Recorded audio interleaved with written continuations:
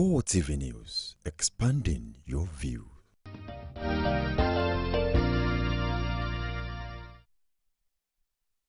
For joining us again on Core Digest, it's less than 6 months before the general election in February 2015. Of course, we're looking at that and the push for Jonathan. Thank you, Biodun Shomi, for staying with us on the show today. Yeah, it's my pleasure. We've seen some cases of impeachment notices, or what they now popularly call impeachment saga. It started, of course, there's been a lot of them scattered across the country, but concentrated with states that are governed by the opposition. There's some sort of division at the Edo State House of Assembly. There was an allegation of impeachment that we had in Oyo State. Of course, the governor of Adamawa State has been impeached as we speak. There's a fresh move by members of the House of Assembly in Adamawa to impeach Governor Tanko Amakura. Some are saying these are moves structured and planned out by the presidency to create a smooth path for the president in 2015. How do you react to that allegation? Yeah, the presidency has tried so hard to distance itself from all this impeachment saga. But, see, people can see what is going on. There is no way what happened in Adamawa would have happened without security support. And who is in charge of security, Mr. President? There is no way what is going on in Nasarawa would have happened without somebody providing security for people to violate the constitution of this country. And who is responsible for that security is personnel, is Mr. President. Right from the police to the soldiers, including civil defense, federal road safety corps, is still Mr. President. So the buck stops at his doorstep. There are also other moves. For instance, we've heard of the rumbling in Oyo, which for some reason, Ladoja chose not to be part of. You know, we've heard of rumblings, attempt in Ogun and all that, attempt to bring Shifoshoba faction into PDP, you know, to cause so many problems for the opposition. The problem we have is we are not just prepared to play fair with the rules as a country. It can only be good for our own country if we have a democratic system of government that allows for a ruling party and the opposition, you know, to thrive, you know, side by side. We are used to being governed by military to the extent that our politicians have learned little, particularly those politicians that emerge, you know, backed, you know, by guerrilla forces, you know, from the creeks. They have learned little or nothing about what democracy is all about. And what they see is, once you have political power, yes, they transform themselves into another military ruler. So why are we trying to drift towards a one-party state? Why do we want to collapse this country? There is no way Nigeria as a country can be governed by one political party. It's never done anywhere in the world where you have a multi-ethnic nation like ours, so diversified. We know that, and we know the truth of the matter. What is clear is that this impeachment saga will continue. The attempts will continue because they are all in a bid to position the ruling party, you know, to retain the presidency. And that is the truth of the matter. The grabbing of Ekiti, you know, having to impose people like, they're thinking of people like Mohamed Abacha for Kano, you know, imposing people like Fayose to govern, you know, Ekiti, presenting someone like Omishore, you know, just the most distasteful characters in our history. Are the people being presented. You see, another issue has also been, in this impeachment saga, so to speak, are there issues of illegality? Are there indeed issues of gross misconduct, like we saw in Adamawa? If there are issues, would you still be an advocate of not removing a governor who has done wrong? No, I would never.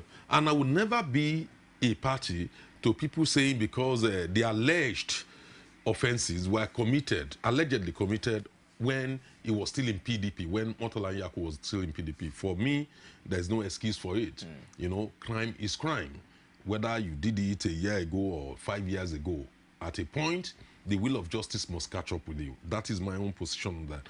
But in terms of the legality of the process, you know, embarked upon to remove him, many lawyers are of the view that that process can be questioned. And that is why the case is in court currently. And it is the kind of lawlessness that is going on in this country that worries me. You know, when the president, you know, supported by the Attorney General. He knows, the president knew that he didn't have a right to sack 16 doctors, you know, because there are laws. Section 40 of the Constitution is very clear on the right of people to associate under trade union, and the right to strike is a common law right. You know? Right. Just a minute. So is this kind of lawlessness that is going on, which are being perpetrated through the state houses of assembly to undermine, you know, the choice of the electorate? Just a minute. We have Taufik Ghani. He is the publicity secretary of the PDP in Lagos, joining us on the phone. Good morning, Taufik.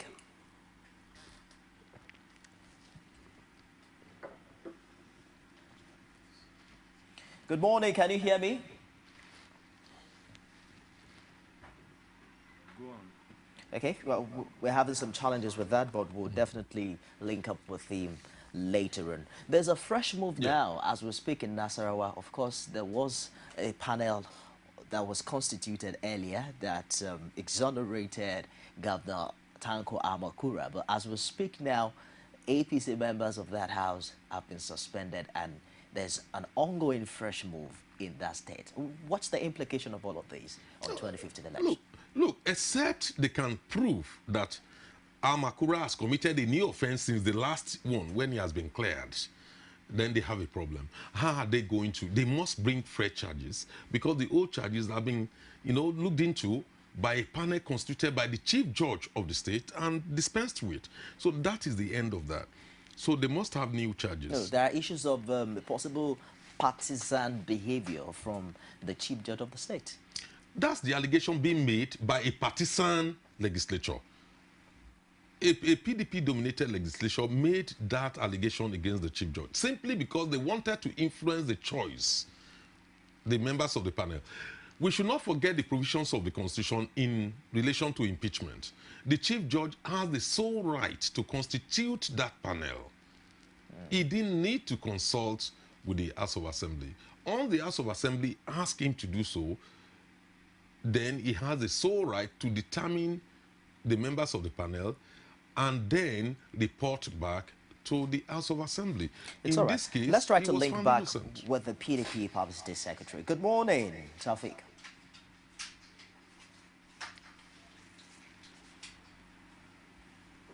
Hello, good morning and welcome to Call Digest. Are you there? Yes, good morning, my brother. How are you today? I'm fine, and how are you? I am terrific. We're all fine here. It's less than 6 months to the 2015 general election.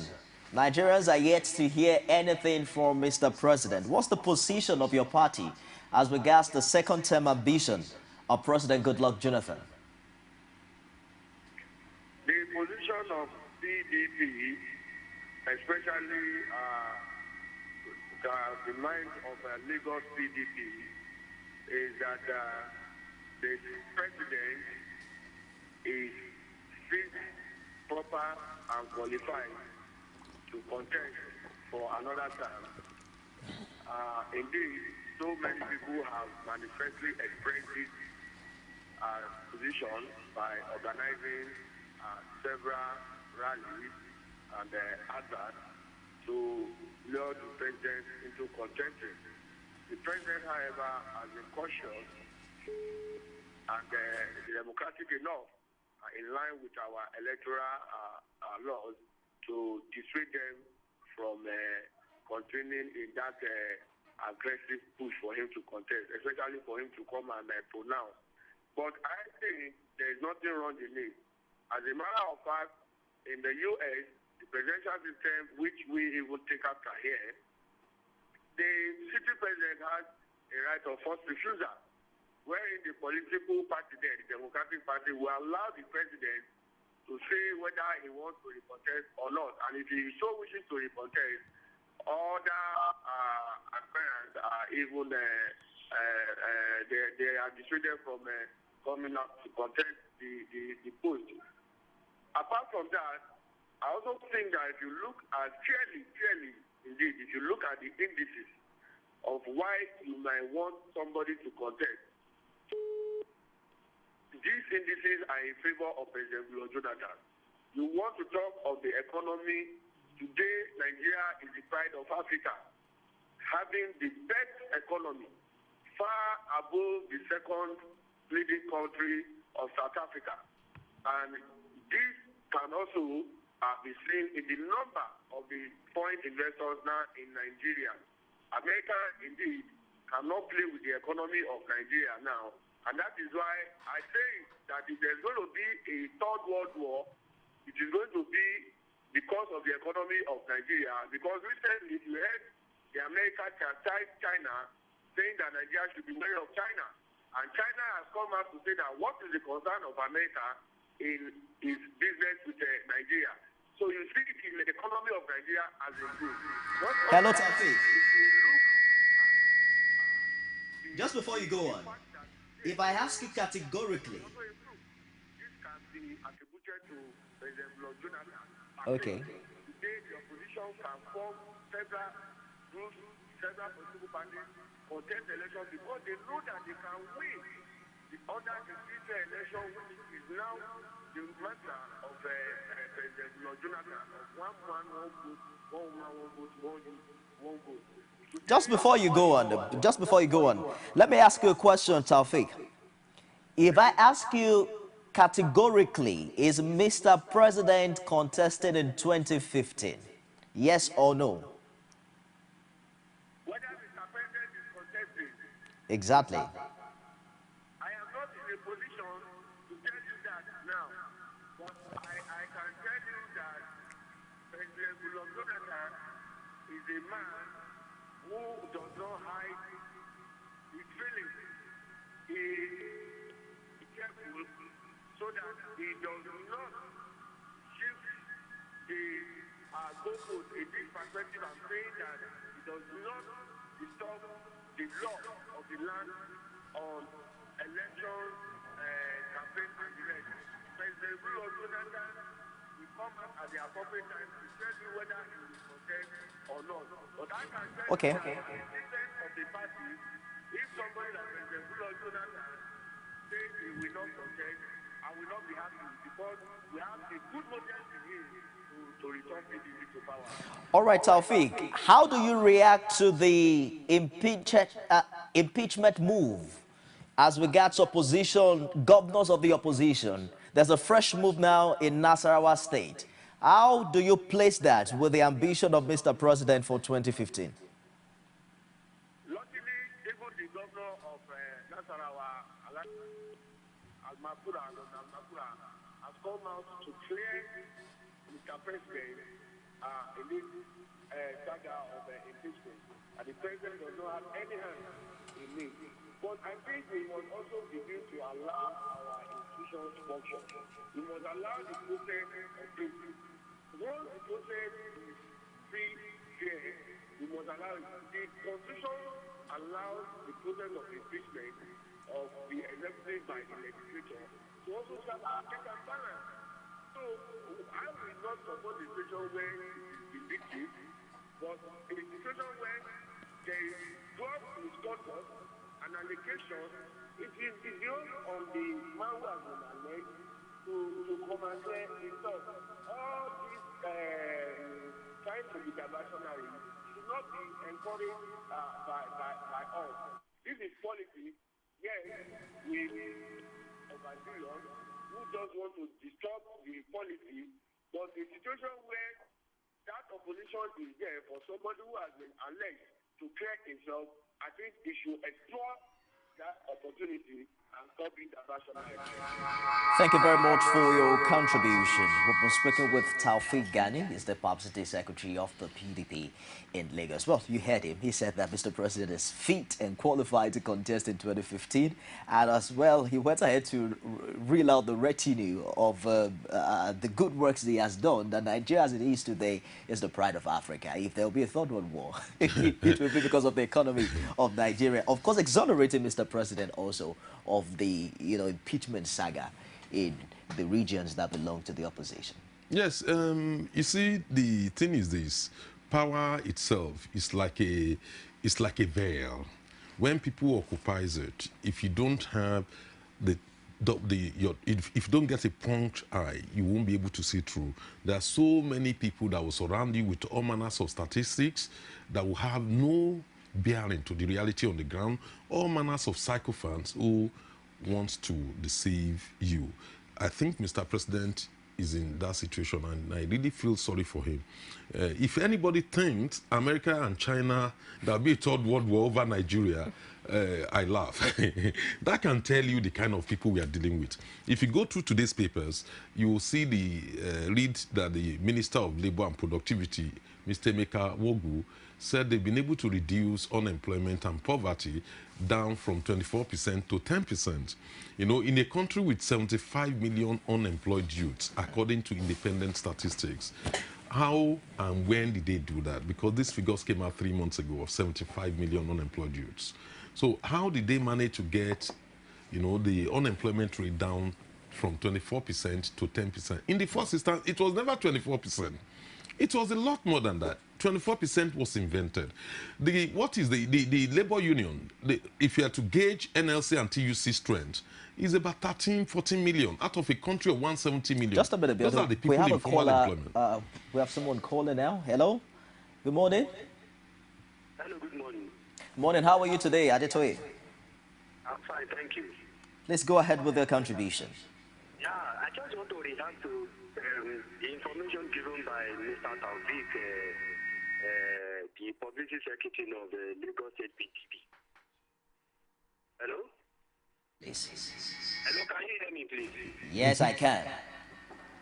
Yeah, I think number one, the man should stop misinforming people. Nigeria does not have the best economy in Africa, but they have the largest economy in Africa. They are two different things, the best economy and the large economy. So that man should be educated, please. Thank you very much. Okay, thank you for your contribution. Adetoye. Yeah, it's quite right. The last caller is quite right. You know, people live in a fantasy world. It's just like we think, oh, without Nigeria, Nigeria is the biggest thing, is the pride of Africa. How are you a pride if you cannot feed your people? How are you a pride if you cannot provide education for the people? We are a very rich, blessed country, yet our people live in poverty. More than 90% of the wealth of this country is in the hands of less than 1% of the population. What happens to the rest of us? You need to go on the street and see our people, you know, hungry. Go and look at the youths. You remember just recently, immigration had a recruitment, and we knew the figures of people that applied in millions, and then the deaths that came out of it. About 18 people, I think, died over youths trying to get a job. And yet, we have the Minister of Labor and Productivity saying that they've been able to bring it down. He said it on account of just 5,000 jobs being created through Shopee. Okay. So people need to see the reality of people in power and the reality of those people they are governing.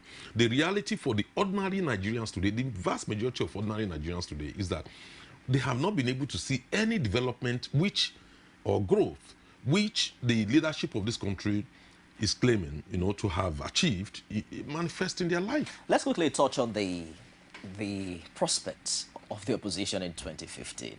If you look through, for instance, we saw PDP taking Ekiti. Okay, just before that, we have another caller. Hello, Abraham. I'm talking in respect of that PDP Public Secretary of Lagos State. The comment is making that Nigeria has one of the best economy as we speak, better than South Africa. It's all trash. If President Jonathan has an ambition, he should pursue his ambition and allow other parties to do same. But he should not come out to tell us that President Jonathan is the best we have for now. We have a lot of standing issues. The power problem of this country is there. A lot of people are dying of hunger. Insecurity is there. So why should we start deceiving ourselves? Thank you. It's all right. Thank you very much for your contribution, Abraham. Good to hear from you. We're talking about the prospects of the APC. We saw what happened in Ekiti. What happened in Ekiti has given a lot of boost to the PDP of winning back the Southwest. Arigoshala won with just about 100,000 it was a keenly contested election in Osun State. In Edo State, there seemed to be a lot of defection happening. many people are leaving from the APC to the PDP. You know, there is the Oshoba faction. And if you look across Southwest and Northwest, which happens to be the strongest of the APC, there seems to be a bigger contention by the day coming from the ruling PDP. Just recently, Ribadu, who used to be a presidential candidate for the APC, is now contesting for governorship with the PDP. What are the chances of the APC in 2015? The fact of the matter is it's not the political parties that will decide what happens to the country. It's the people that will decide the fate of these political parties. PDP will never determine the fate of APC, no matter the level of defections or cross-defections or even impeachment. We have seen the triumph of the people's will over brute federal force in Osun. It was deployed in Ekiti, but no one knew that was what would happen. We saw the end product. In Ekiti election, people should not forget that the Ekiti had 766,744 eligible voters, and only 27.68% of those voters, eligible voters, elected Fayose. Just a minute. We have a caller from Abuja. Hello, Abdul. Hello? Hello? Please go ahead with the contribution, Abdul. Yeah. My brother, I want to thank your guest. Like the last and second to last caller have just reiterated about the PDP policy secretary. You see, the problem we have in this country is the issue of psychophants. You know, for how long are we going to keep deceiving ourselves? We don't need to be deluding ourselves. We all know what is going on our land. We have abject poverty. My brother, you just need to go on the street of Nigeria. Go to villages where I see how people are dying. My brother, as I speak to you today, as I speak to you, almost every day I wake up, I go on the street of Nigeria, my heart bleeds. I need to see people talking, going about, using money, having what we call a hired crowd, asking the president to go ahead and Nigeria endorsing the president. For crowd loud says, what is on ground for us that we need all this cry, that we need all these eulogies? You see, it is high time we start telling ourselves the truth. The whole world is watching us. The whole world is watching us. You see, if you talk which sector in this country today that is working, please, is there any sector of our economy that can talk of 50% of performance in Nigeria today? Please, let's just be realistic. And on all this, just look at what happened of the last week. 16,000 medical doctors were being sacked. And then you see people are talking about the government, that the president means one for this country. I ask you, please, Mr. Mederator, those people, the doctors that have been sacked, do you think it will affect the president? This is the president who flies over to foreign country for medical tourism, and with all this cabinet, none of these people go to any of these public hospitals for medical attention. So what they are now saying, they are denying the ordinary man of health, to get what they call health addition in the country. I just called Mr. Hobson now. I want to go and see a doctor. You know what he told me? Not up to 30 minutes back now. In Abuja, this is the federal capital.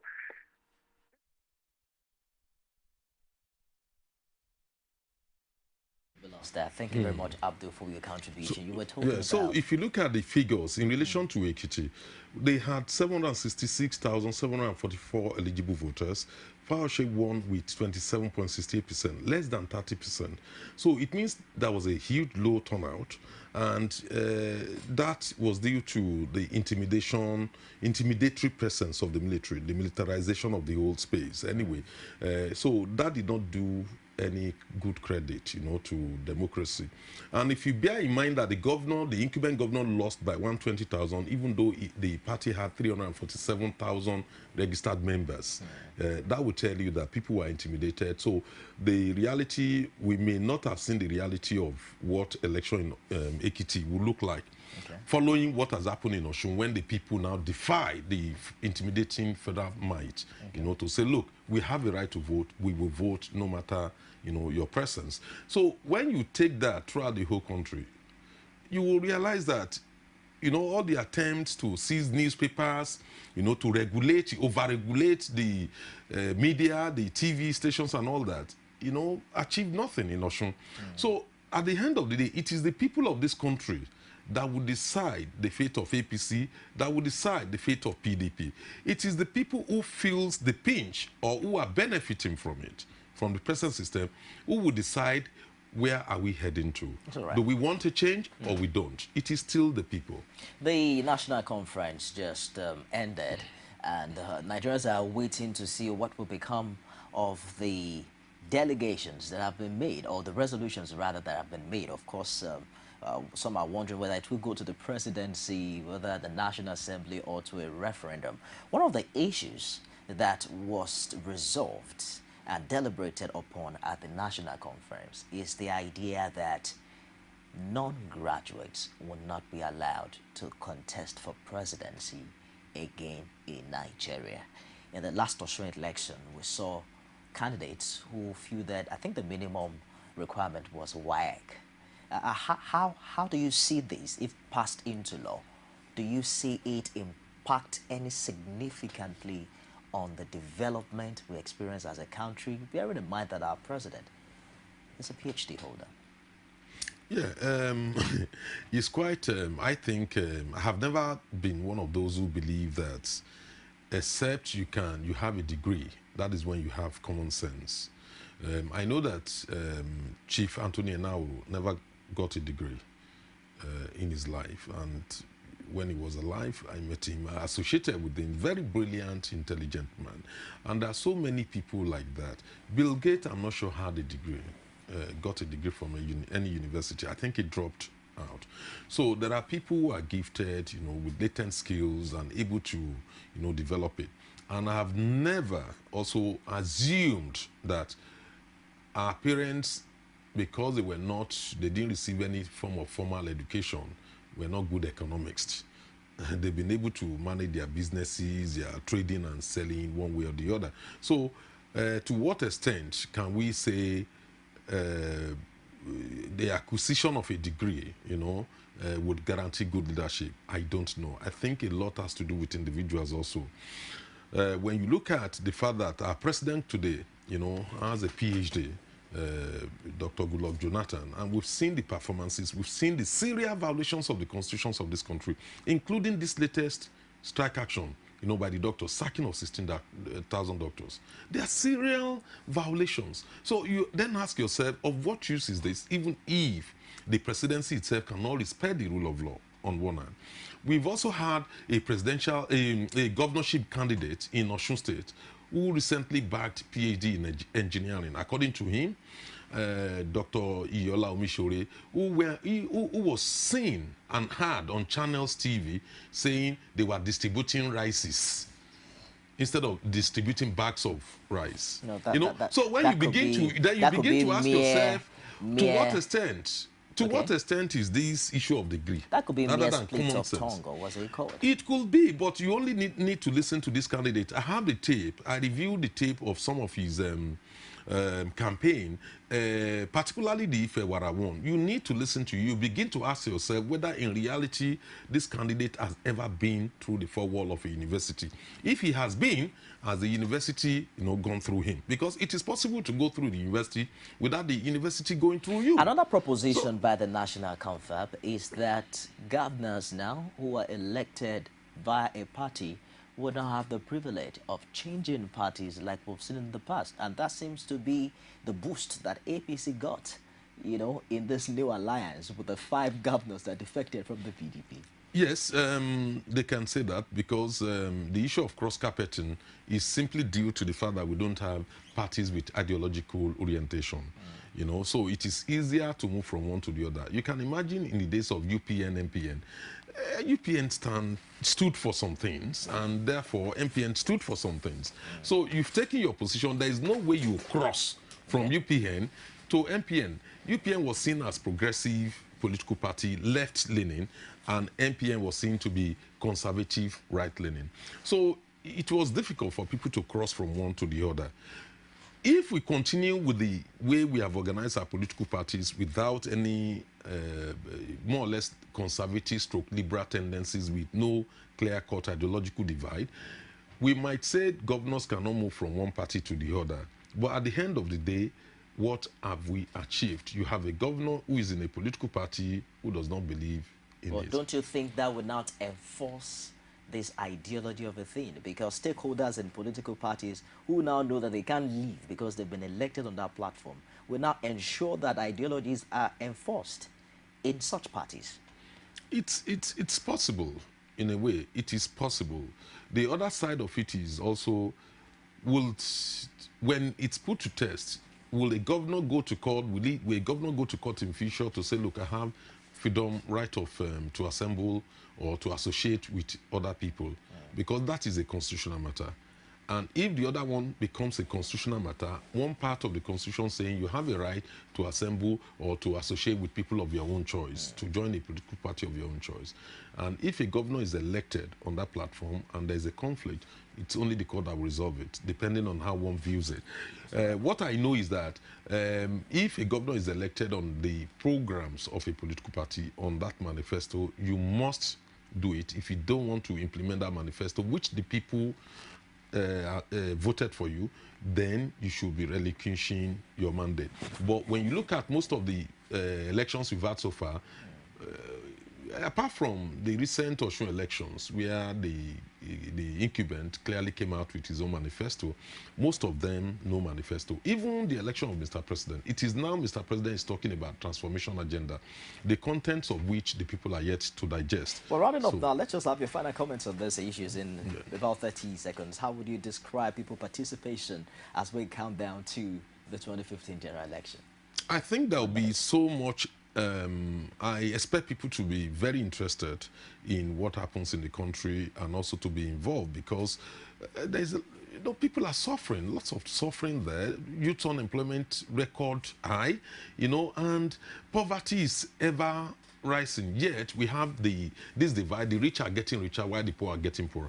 I think with what has happened in Osun, people will learn that, look, except they get involved and actively participate and choose a candidate of their own choice, based on their credibility, that's the only way out of the situation we find ourselves. So one should be expecting huge turnout. We pray we don't have all this Boko Haram bombing, I hope the security services will be able to stem it. Biodun Showumi, once again, thank you for joining us. It's my pleasure. On Cold Digest. A big thank you to all of you who participated. We had calls from Abdul, from Abraham, Adetoye, and several other people who contributed on the show. Of course, earlier we spoke with the Publicity Secretary of the PDP Lagos, Taufik Gani, who also shared his opinion as in the lines of the PDP as regards the position of the party in the view of President Goodluck Jonathan's second term, possibility of having him run for a second term in office. A big thank you to the production crew. I am Nifemi Oguto. Cold Digest continues tomorrow. Stay tuned for the top of the hour news. Don't go away.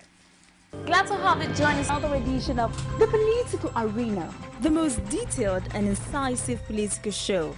If you are a sitting governor and the opposition is able to stomach structure against you, that means you are wicked to the people. Until the end of our time, I'm the legitimate authority to govern this country. He gave me 20 minutes to move or they will shoot me. He has no chance for survival. If he likes himself, this is the best time to get out before he perishes. The PDP as a ruling party has failed. So anybody who thinks that government will fold his hands and allow miscreants to take over the streets of Osun State and cause havoc is deceiving himself. The good, bad, ugly, and beautiful sides of the Nigerian political system. Join me every Sunday at 9:15 p.m. on Pro TV News.